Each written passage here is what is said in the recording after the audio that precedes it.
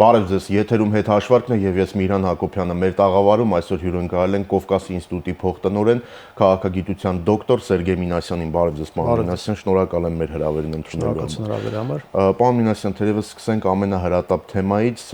երեկ ուշ երեկոյան Բելարուսը Ադրբեջանին արտահանձնեց Ռուսաստանի եւ Իսրայելի քաղաքացի բլոգեր Լապշինին, ով այցելել էր Լեռնային Ղարաբաղի Հանրապետություն։ Այս թոհուբոհը քաշքշուկը կալանավորված բլոգերի հանձնել չհանձնելու ըստ տևական ժամանակ է շարունակվում էր եւ ինչու ի վերջո այդպես եղավ, ինչու որոշվեց, որ պետք է արտահանձնվի։ Կարծում եմ այդ որոշումը արված էր բավականին վաղուց, դեռ ասենք երևի թե Բելարուսում ձերբակալության ժամանակ արդեն ակնհայտ էր, որ Բելարուսի ղեկավարի նպատակն էր դա անել եւ դա կապված էր այն պարտավորություններին, եթե կարելի ասել, որ ուներ ինքը անձամբ Ադրբեջանի ղեկավարության հանդեպ, ինչպես նաեւ դա կապված էր Ռուսաստան-Բելարուս, այդ մենք տեսնում ենք ժամանակ առ ժամանակ վերջի 15 տարվա ընթացքում ռուս-բելարուսական հարաբերություններում այդ պատկերը ներկա է, օգտագործել բոլոր հնարավոր եւ անհնարին ինչ որ լծակները, առիթները, Բելարուսի ղեկավարը փորձում է ինչ որ լրացուցիչ դիվիդենդներ ստանալ Ռուսաստանից, լինի դա ֆինանսական, լինի դա մաքսային, լինի դա նավթի գների, էներգակիրների հետ կապված եւ այլն։ Եվ ակնհայտ էր, որ այս գործընթացը Լուկաշենկոն օգտագործում էր եւ իր պարտավորությունները Ադրբեջանի հանդեպ կատարելու եւ նաեւ այդ դիվանագիտական շանտաժի խաղը Ռուսաստանի հետ խորացնելու եւ ավելացնելու։ Եթե փորձենք այսպես վերջնահաշվարկով գնահատական տալ, սա Հայաստանի եւ Արցախի դեմ ուղղված քայլ էր, թե իրականում մենք երկրորդական է հարցը, ավելի շատ սա ուղղված հենց Ռուսաստանի դեմ։ Կարծում եմ այստեղ Ադրբեջանի համար բնականաբար գլխավոր նպատակը դա Արցախյան հակամարտության համատեքստում դա օգտագործելը, չնայած որ կոնկրետ բլոգերի ձերբակալումը եւ նաեւ այդ մեղադրանքները ֆորմալ ձևով ավելի շատ վերաբերվում են Ադրբեջան, հատկապես երկրորդ անգամ որ բլոգերը գնաց Բաքու, ոչ, ասենք, օգտագործելով իր այլ փաստաթղթերը եւ ֆորմալ ձևով կարելի է նաեւ դա եթե ճիշտ քարոզչական աշխատանք անել, մի քիչ ուղղվածությունը փոխել եւ ոչ թե շեշտը դնել Արցախի հետ կապված, այլ նաեւ իր գործունեության Ադրբեջանի ներսում եւ Ադրբեջանի, ասենք, ռեժիմի դեմ ուղղված մեղադրանքների։ Բելարուսի համար բնականաբար դա ավելի շատ Ռուսաստանի հետ հարաբերությունների ինչ որ խաղակարդ օգտագործելն էր, որը որ նաեւ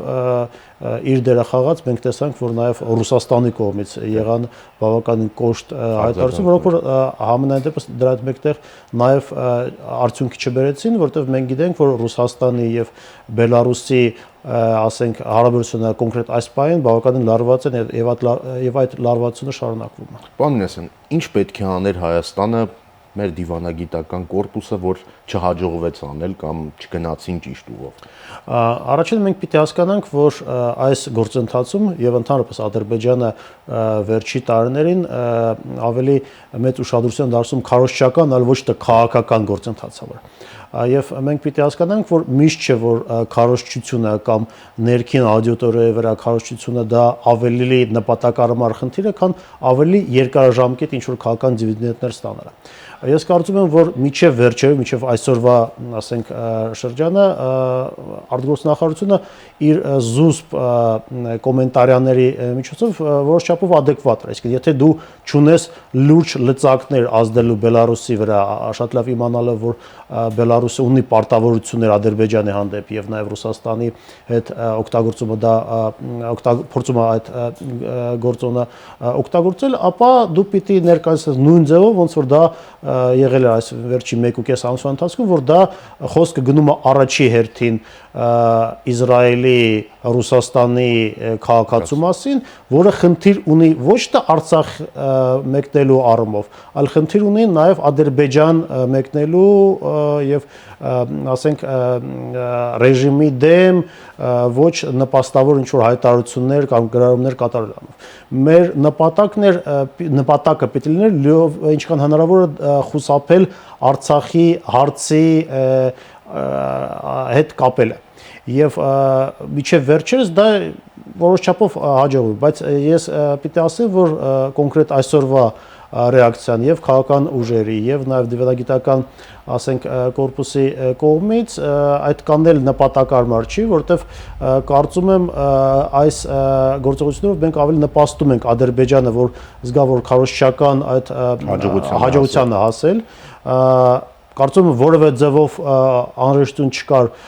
տեղին եւ անտեղին նշել, որ Լապշինի գործը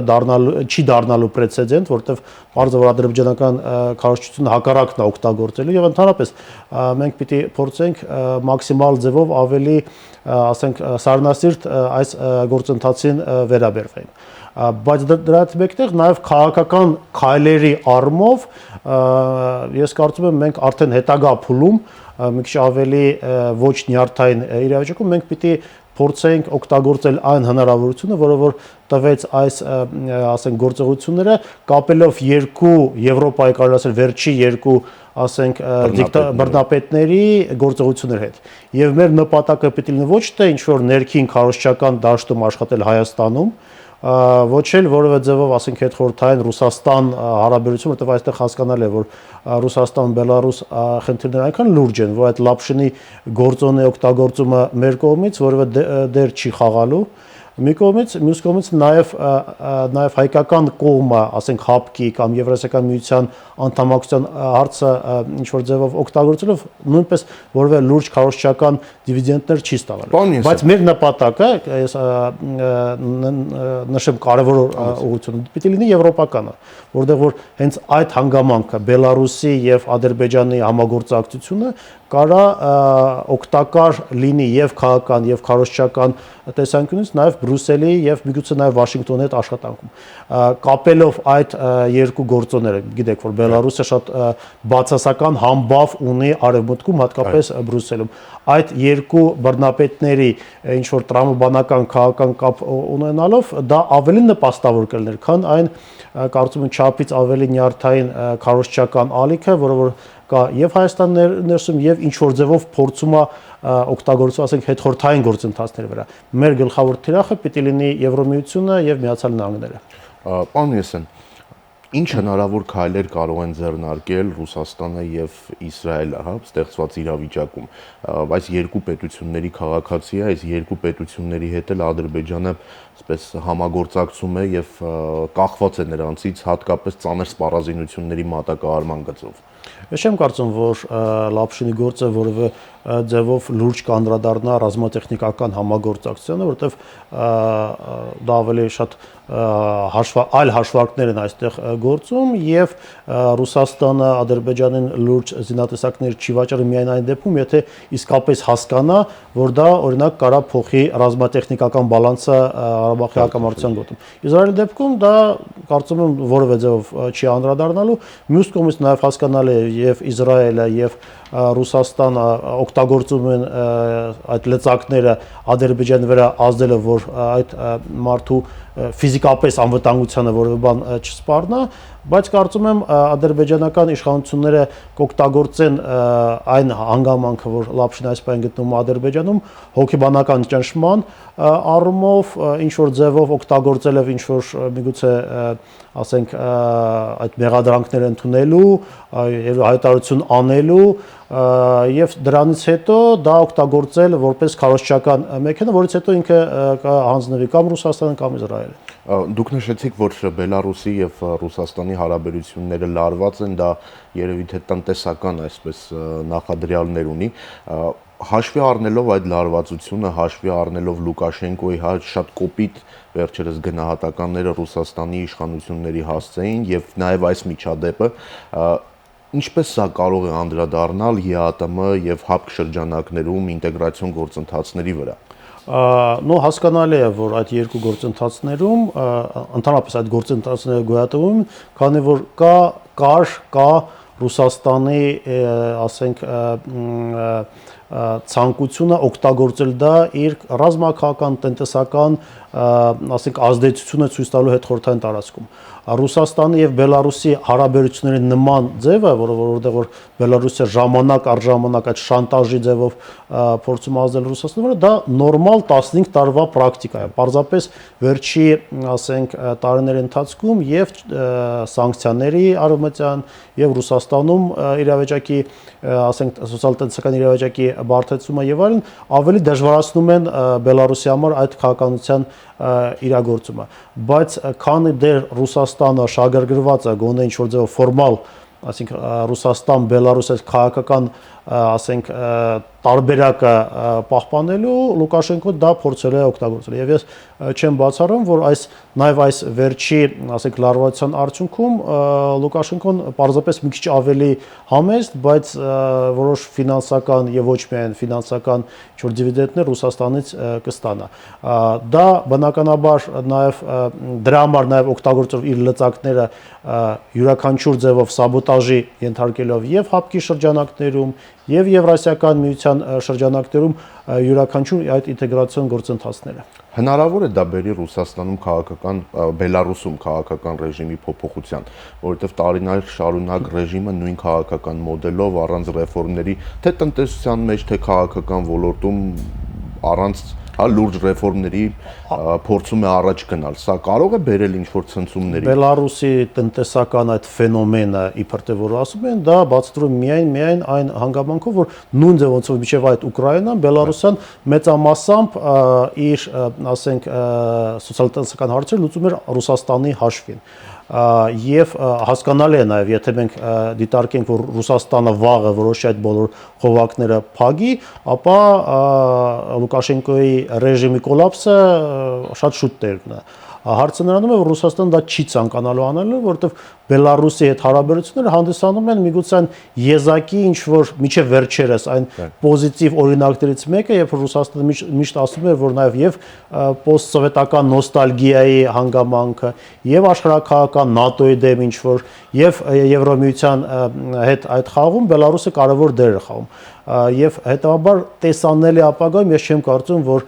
խոսք կարա գնա ինչ-որ այն աստիճանի լարվածությանը, որ Ռուսաստանը գնա չափազանց կտրուկ քայլերի, որոնք որ կարան բերեն Լուկաշենկոյի ռեժիմի տապալմանը։ Միևնույն ժամանակ նաև իրադարձությունները մեր տարածաշրջանում են այսպես լարվում, հա,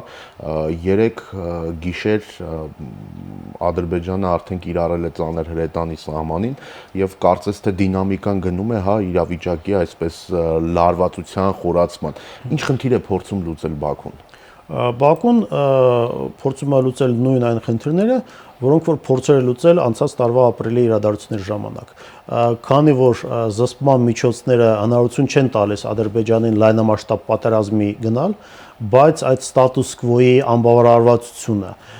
ինչ որ բան փոխելու, ինչպես նաև ասենք ուշադրությունը շեղելու սոցիալ-տնտեսական խնդիրներից Ադրբեջանի ներսում, դա դարձնում են գրեթե անխուսափելի Ադրբեջանի կողմից ինչ որ նոր էսկալացիայի գնալը։ Եվ դրա դեմ պայքարելու կա միայն մի միջոց,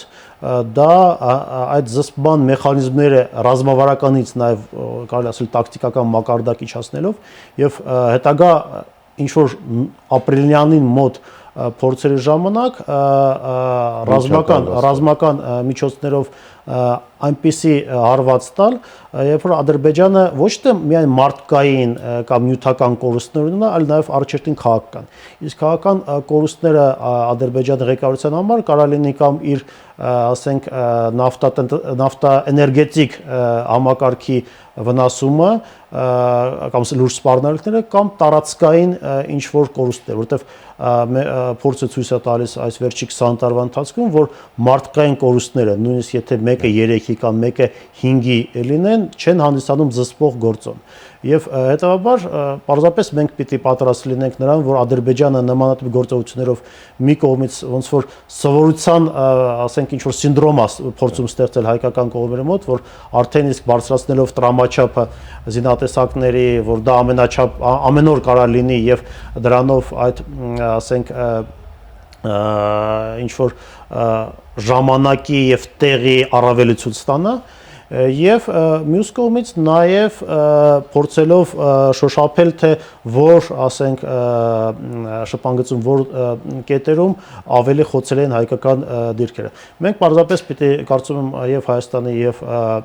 Լեռնային Ղարաբաղի ռազմական ղեկավարությունը շատ լավ հասկանալով դա որ անխուսափելի է հետագա էսկալացիա ինչ որ նոր էտապը պատրաստ լինեն որ ասենք ավելի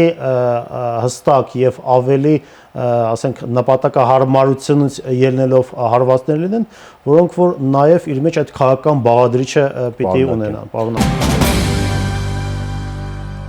Պարոն Նեսյան, շատ խոսվում է, որ Ադրբեջանը փորձում է ներքին խնդիրներից շեղել։ Դուք էլ ձեր խոսքում ասացիք, որոնք են այդ սոցիալ-տնտեսական խնդիրները, որ Ալիևի վարչակարգին այսպես նեղն են դրել եւ նրանք փորձում են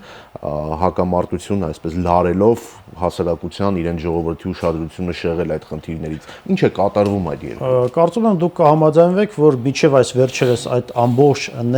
ներքին ստաբիլության գաղտնիք Ադրբեջանում բացատրում միայն եւ միայն նավթագազային գումարների այդ կայուն եկամուտները, որոնք որ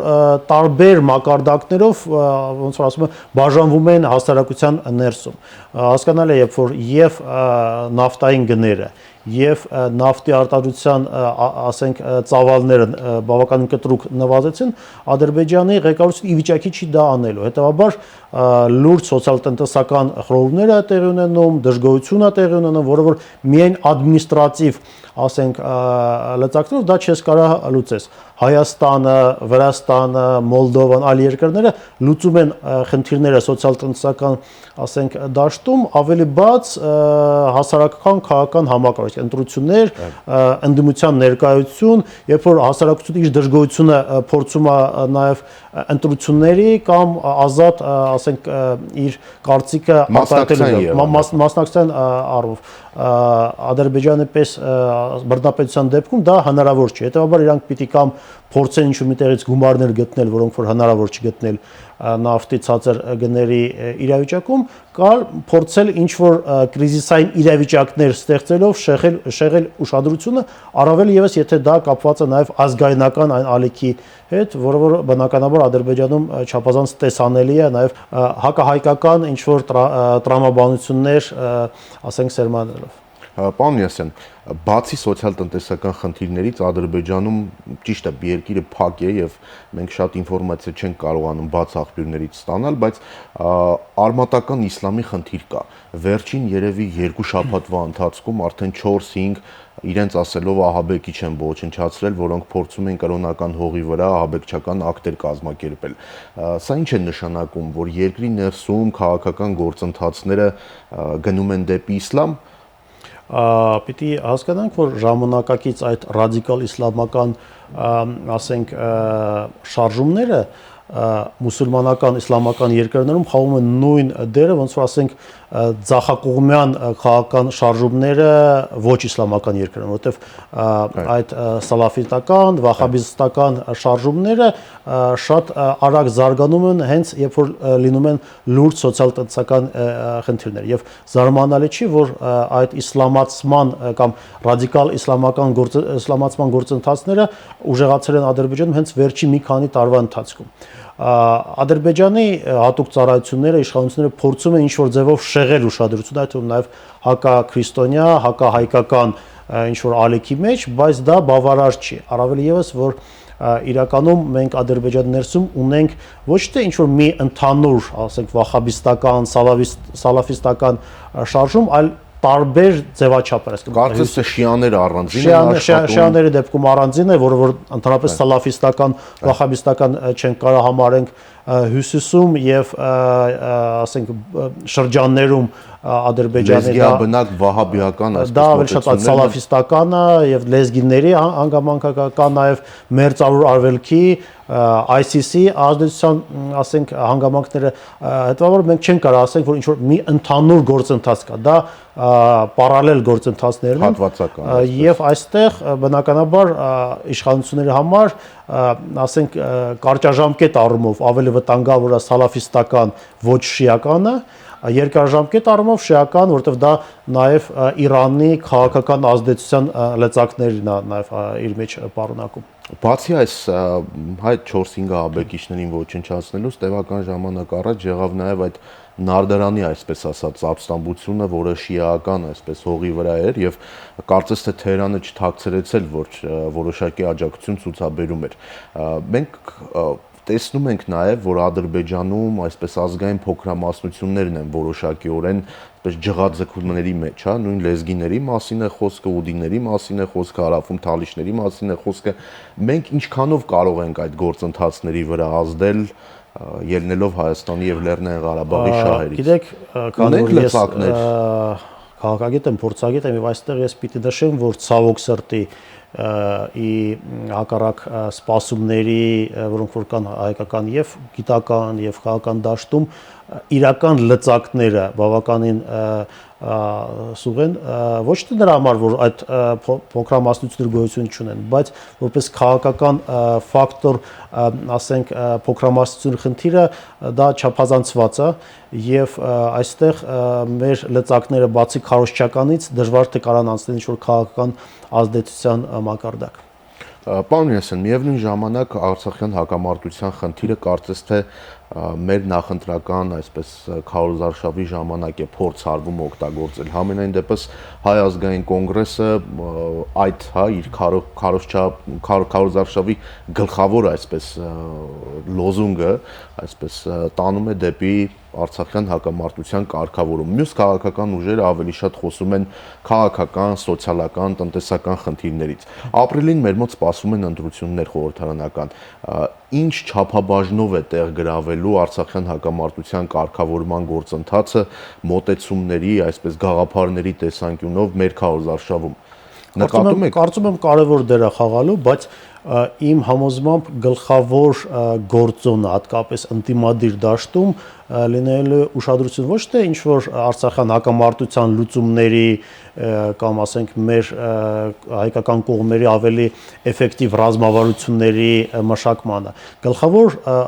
ասենք, ընտրությունների ժամանակ գլխավոր խնդիրը դա սոցիալ-տնտեսական հարաբերությունների շարունակումն է լինելու, այդ թվում նաև ինչու՞ չէ Արցախյան հակամարտության, ասենք, ստատուս կվոյի, պատերազմի վերսկսման վտանգը նաև կապելով ինչ որ կոնկրետ հասարակության հուզող խնդիրների հետ, լինի դա խաղաղության խնդիր, լինի դա ինչ որ կենսամակարդակի խնդիր եւ այլն։ Գլխավոր նպատակը լինելու է հատկապես ընդդիմադիր դաշտին այդ սոցիալ-տնտեսական հարցերի շուրջ ուշադրություն դարձնելը։ Ինչ վերաբերում է ՀԱԿ-ի մոտեցումն, ապա եթե դուք նկատեցիք, մենք այս պայն բացի այն առաջի, ասենք, նախընտրական հայտարարությանը, որը վարել էր Լևոն Տեր-Պետրոսյանը, որտեղ որ պարզապես խոսքը գնում էր խաղաղության մասին, եւ եթե դուք նկատեցիք որևէ ինչ որ դետալիզացում կոնկրետ ինչ քայլերի մասին մենք չտեսանք։ Լոզունգներ են, որտեղ որ խոսքն էր մենք կգանք, որ տանք ձեզ խաղաղություն, եւ նույնիսկ ասենք զիջումների մասին խոսք գնում էր փողզիջումների մասին։ Մենք տեսանք, որ բավականին բացասական ռեակցիա եղավ հասարակության կողմից եւ այստեղ դեռ պարզ չի, արդյոք հետագա քայլերում Լևոն Տեր-Պետրոսյանը կցանկանա ինչ որ ձևով ավելի դետալացված այդ զիջումների կամ փողզիջումների մասին խոսել, թե նպատակարարմար կգտնի այս անգամ արդեն իր հետագա նախընտրական լոզունգների մեջ ավելի շատ սոցիալ-տնտեսական ալիք է օգտագործել, այլ ոչ թե ինչ որ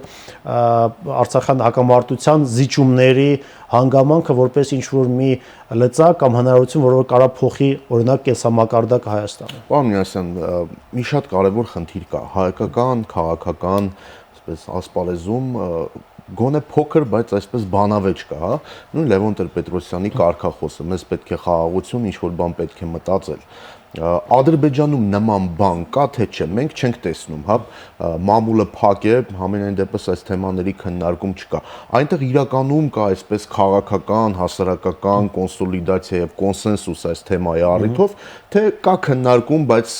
մեր համար է փակ, որ մենք չտեսնենք։ Քննարկում յուրաքանչյուր հասարակության մեջ, նույնիսկ տոտալիտար համակարգներում այդ քննարկումները տեղի ունեն եւ ինչքան ավելի փագա համակարգը, այդ ասենք նույնիսկ ավելի նեղ